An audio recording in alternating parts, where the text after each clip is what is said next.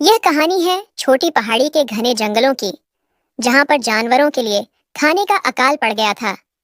यहाँ सभी जानवर भूख से तड़प रहे थे और किसी को भी खाने के लिए फल फूल नहीं मिल रहे थे। ये है इस जंगल का राजा, शेर।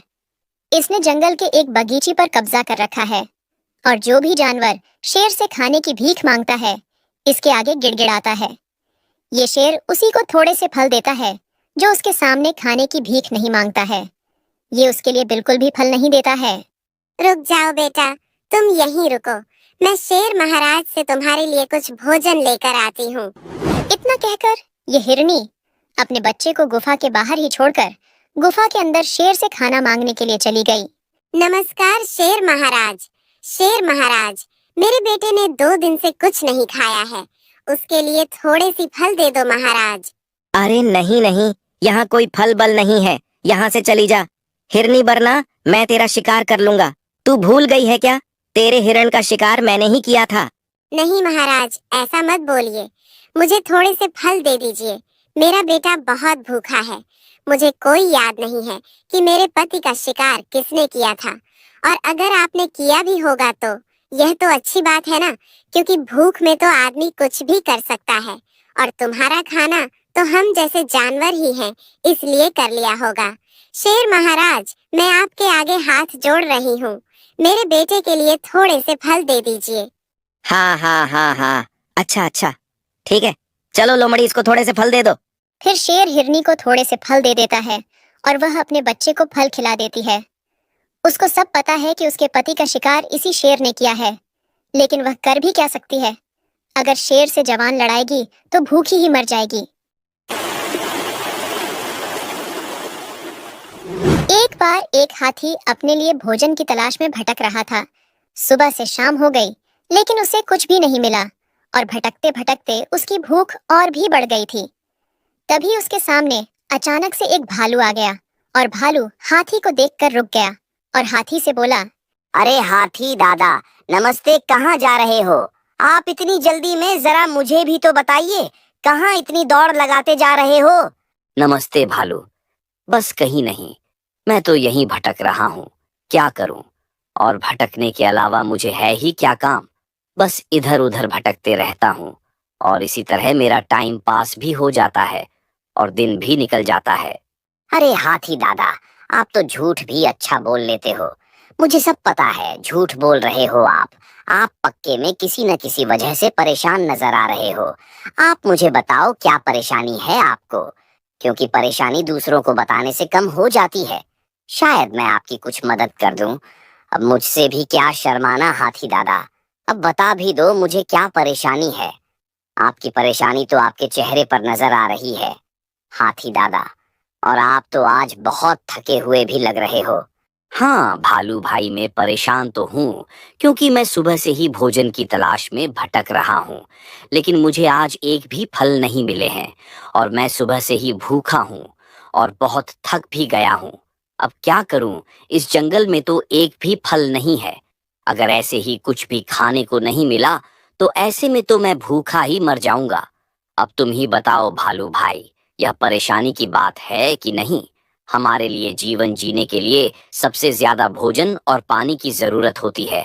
पानी तो यहाँ पर है, लेकिन भोजन की बहुत ही कमी हो गई है। अब अगर तुम मेरी कुछ मदद कर सकते हो तो बताओ, वरना मेरा रास्ता छोड़ो। वैसे भी दोस्त, आज पूरा दिन निकल गया है और टाइम खराब मत करो। अच्छा, तो ऐसी बात है, अब तुमने दोस्त बोल ही दिया है मुझे, तो अब तो मुझे तुम्हारी मदद करनी ही पड़ेगी। क्योंकि अब अगर दोस्त दोस्त की मदद नहीं करेगा तो फिर कौन किसकी मदद करेगा। चलो हाथी दोस्त, अब काम की बात पर आते हैं। मुझे एक बहुत ही बड़े फलों के बगीचों का रास्ता पता है। बगीचा इतना बड़ा है कि सालों साल भी हम उसके फल खाते रहे, लेकिन उस बगीचे के फल कभी भी नहीं कम होंगे। अच्छा, ऐसी बात है तो मुझे जल्दी बताओ उस बगीचे का रास्ता। मैं जल्दी से वहां जाना चाहता हूँ। तुम्हारी बात सुनकर तो मेरी भूख और भी बढ़ गई है। अरे दोस्त, इतने उतावले क्यों हो रहे हो? हर आसान चीज के दूसरे हिस्से में कठिनाई होती है। तुम ये तो सोचो कि इस जंगल में इतने सारे जानवर होने के कारण फिर भी बगीचा सही सलामत कैसे है। दोस्त, बगीचा तो इसी जंगल में है लेकिन बगीचे तक पहुंचने का रास्ता बहुत ही कठिन है। हाथी दोस्त। अच्छा, ऐसी बात है। अब भालू, रास्ता कैसा भी हो, अब अगर हमें फल नहीं मिलेंगे तो हम भूखे मर जाएंगे।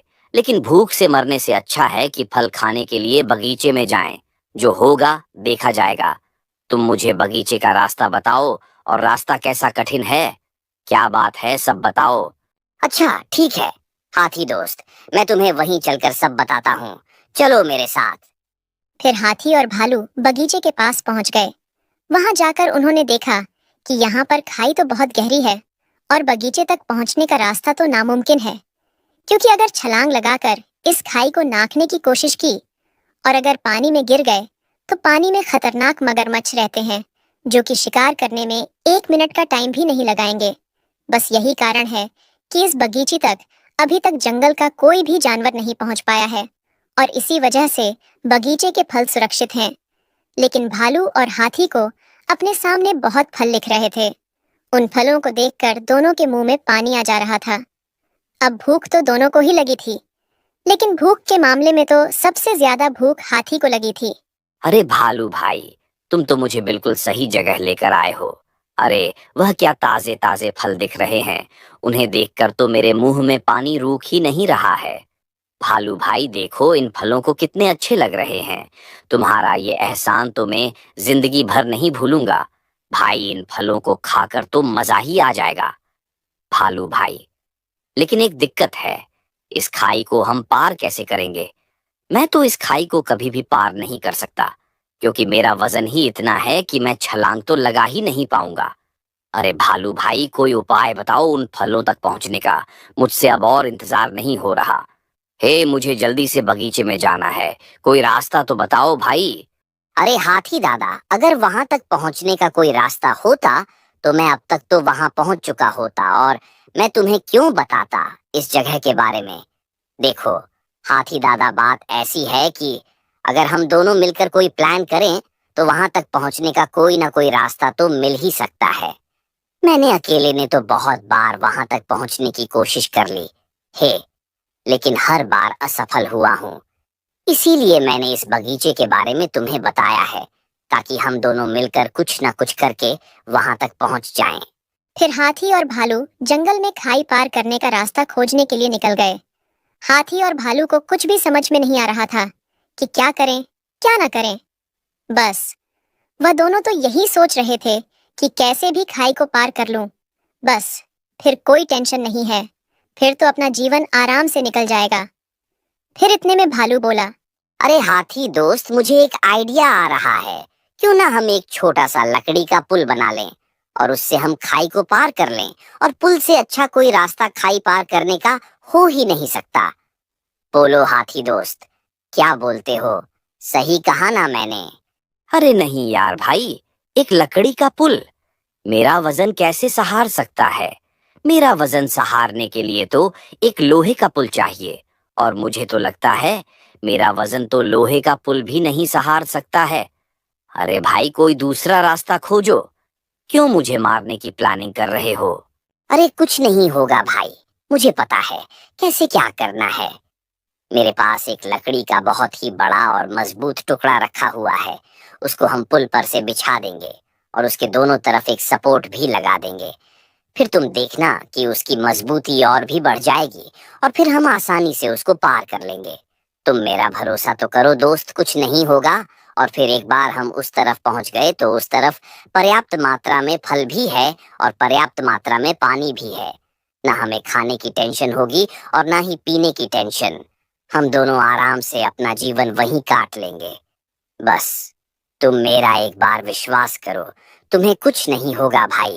भालू की बात सुनकर फिर हाथी को भी लगने लगा कि शायद हम खाई पार कर लेंगे।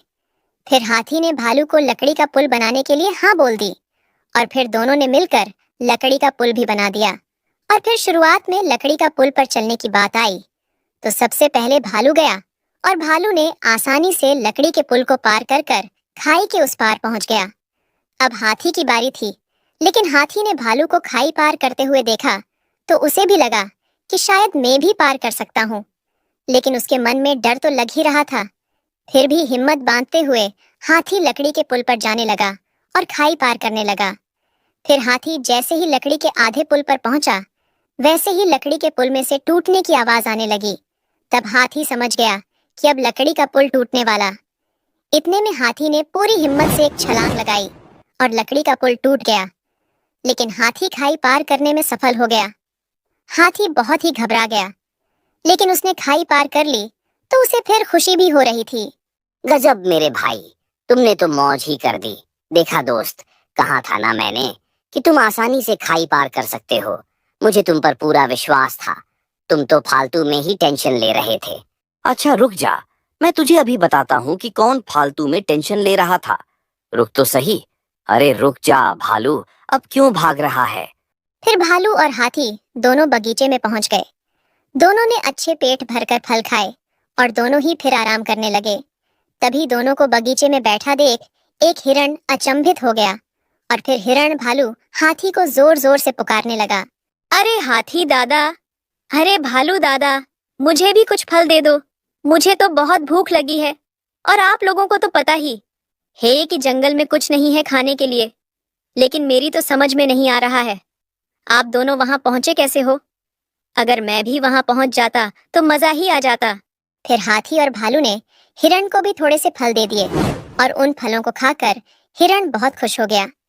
इसी तरह जंगल के सभी जानवर फल खाने के लिए खाई के पास आने लगे और भालू और हाथी सभी को फल दे देते थे। इसी तरह जंगल के सभी जानवरों की भूख मिटने लगी।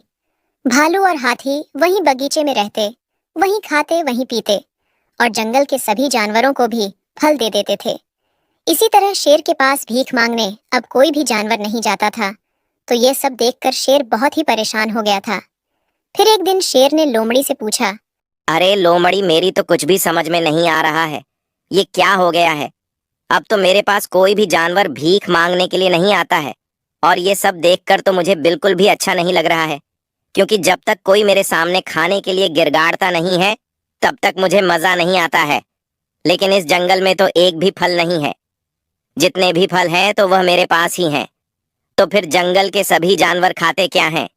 ये तो पता लगाना ही पड़ेगा लोमड़ी। अरे महाराज, मुझे तो पता है कि जंगल के जानवर खाते क्या हैं और कहां से उन्हें खाने के लिए फल मिलते हैं। मुझे सब पता है।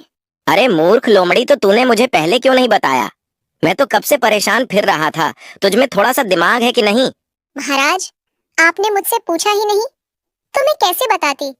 उधर जो वह खाई के उस पार फलों का बगीचा है ना, उस बगीचे में पता नहीं कहां से हाथी और भालू पहुंच गए हैं। तो वह वहीं रहते हैं और वहां से खाई के इस पर फल फेंक देते हैं, जो फल जंगल के सभी जानवर खा लेते हैं। और इसी तरह जंगल के सभी जानवरों को अब भूख नहीं लगती है, क्योंकि उनकी भूख फलों को खाकर मिट जाती है और वह आपके पास भीख मांगने के लिए नहीं आते हैं। लोमड़ी की बात सुनकर शेर को बहुत गुस्सा आ गया और गुस्से में वह खाई के पास पहुंच गया और बोला, क्यों रे भालू और हाथी, इधर आओ, मेरी बात सुनो पहले। क्यों रे भालू और हाथी, सुनाई नहीं दे रहा है क्या? क्या है बोलो शेर महाराज, क्या बात है? क्यों आए हो हमारे पास? क्यों रे, तुम दोनों यहाँ के जानवरों को फल क्यों देते हो? आज से यहाँ के जानवरों को फल लेना बंद कर दो, क्योंकि मैं यहाँ का महाराज हूँ और मेरे जानवर कब क्या खाएंगे, कितना खाएंगे, ये सब मेरा अधिकार है। इसलिए अब से तुम दोनों किसी भी जानवर को फल नहीं दोगे। यह मेरा आदेश है, समझे? शेर, तू होता कौन है इन जानवरों को आदेश देने वाला? जंगल पर महाराज राज करता है और अपनी प्रजा की सेवा करता है। तू तो अपनी सेवा करवाता है और प्रजा से भीख मंगवाता है, और प्रजा को भीख मांगते हुए देखकर तुझे बहुत खुशी होती है। चल अब चला जा, यहाँ से मैं तेरी बात नहीं मानूंगा। तू होता कौन है मुझे आदेश देने वाला? शेर, तू इस खाई को पार कर सकता नहीं है, तू हम तक पहुंच सकता नहीं है। चल अब जा, ये आदेश किसी और पर चलाना। चल यहाँ से। हाथी की ऐसी बात सुनकर शेर को बहुत गुस्सा आ गया और शेर ने खाई को पार करने के लिए एक छलांग लगा दी। लेकिन शेर पार करते करते थोड़ा सा रह गया और लटक गया। शेर बहुत हाथ पांव चला रहा था, लेकिन ऊपर नहीं बढ़ रहा था। हाथी ने शेर की मदद की और शेर को ऊपर चढ़ा लिया। फिर शेर बोला, मैं तो थोड़े से खाने के लिए सभी जानवरों से भीख मंगवाता हूँ, लेकिन तुमने तो मेरी जान बचाई है हाथी, और तुमने मुझसे भीख भी नहीं मंगवाई। तुम तो बहुत महान निकले हाथी। आज से मेरा घमंड चूर चूर हो गया है हाथी। मेरी पुरानी सारी गलतियों को माफ कर दो हाथी, और तुम्हारा बहुत बहुत धन्यवाद। तुमने आज मेरी जान बचा ली। अगर आज तुम मेरी जान नहीं बचाते तो मैं तो मर ही जाता। कोई बात नहीं शेर है, ये तो मेरा फर्ज था। अगर तुम हकीकत में मुझे धन्यवाद करना चाहते हो तो जो तुम्हारी गुफा के पास बगीचा है ना, उस बगीचे को तुम खुला छोड़ दो और सभी जानवरों को वहां जाने की अनुमति दे दो, ताकि जंगल का कोई भी जानवर भूख से नहीं मर सके।